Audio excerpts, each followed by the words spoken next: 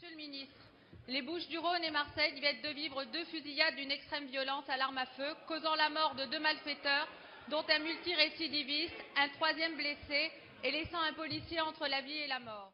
On sait que ça va coûter très cher à l'État, cette réforme, si elle va jusqu'au bout. Oui, ça coûte très cher aux Français, mais c'est aussi une bonne nouvelle parce que ça veut dire que l'espérance de vie augmente et qu'on vit de plus en plus vieux. Donc c'est quand même lié aux efforts déjà de la solidarité nationale. Parce que pourquoi on vit plus vieux en France? Parce qu'on a aussi un système de protection sociale qui est fondé sur la solidarité. Toi, tu en penses quoi? Les difficultés politiques, politiciennes et judiciaires dans lesquelles nous nous trouvons nous empêchent d'avancer correctement. Et qu'est-ce qu'on fait avec ces 2 sujets qui sont majeurs? On s'occupe des quartiers les plus en difficulté. Et quand on aide les quartiers les plus en difficulté, on aide tous les quartiers. Parce que la rénovation urbaine, c'est pas du béton, hein, c'est de l'humain. Ensuite, je pense que nous n'avons pas de moyens à la hauteur des autres villes. Quelles sont les grandes lignes de votre amendement qui autorise la congélation ultra rapide des ovocytes dans le cadre de la loi bioéthique? Eh bien, je voudrais vraiment que cette technique de congélation ultra rapide des ovocytes soit effective dans la loi. Pourquoi?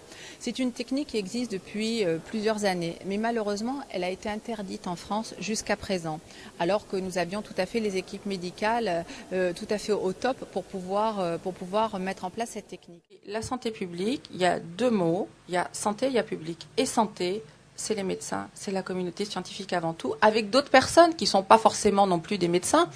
Dans les ateliers santé-ville, par exemple, on a des gens qui ne sont pas médecins, mais qui peuvent diffuser un message. Néanmoins, je pense qu'il faut que ce soit validé. Et il y a une chose qui est très importante, et ce sera permis par les ARS, c'est qu'on continue à travailler avec les réseaux de santé et qu'on arrive à fédérer tout ça. Et je crois que l'outil juridique que nous avons avec les ARS nous permettra de le faire. Démonstration, mais cette fois sur le terrain.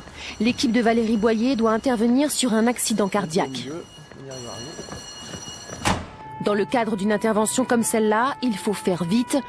Les lieux publics sont rarement en France équipés de défibrillateurs, ce qui ne permet pas une prise en charge rapide de la victime.